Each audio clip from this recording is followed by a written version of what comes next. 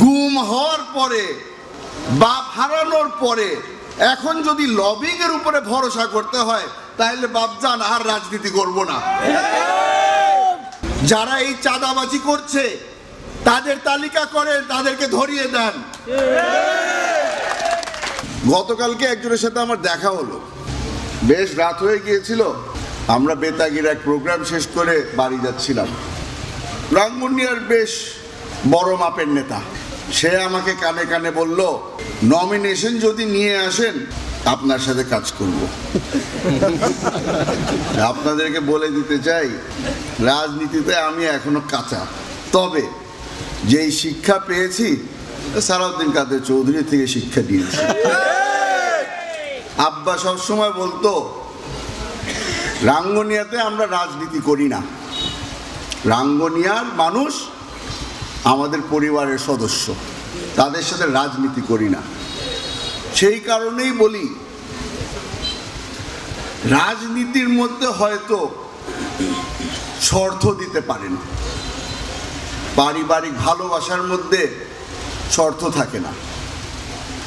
উনি আমাকে শর্ত দিয়েছে যে যদি আমি নমিনেশন নিয়ে আসতে পারি তাহলে কাজ করবে আমার সাথে। জানিয়ে দিতে চাই এই শ্রেণীর মানুষদেরকে, নমিনেশন যদি নিয়ে আসি তাদের দরকার নাই আমার। যারা ভালোবেসে আমার সাথে আছে তাদেরকে মূল্যায়ন করা হবে।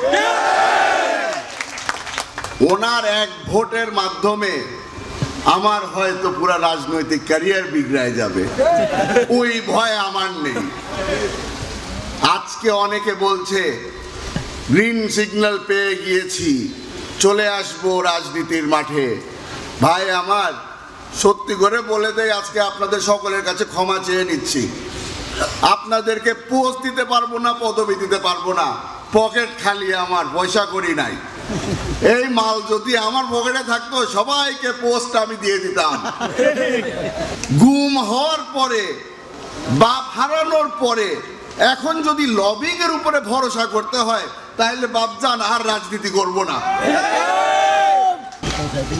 এতদিন ধরে সালাউদ্দিন কাদের চৌধুরীর এই একটা নাম ব্যবহার করে এই মঞ্চ পর্যন্ত এসেছি।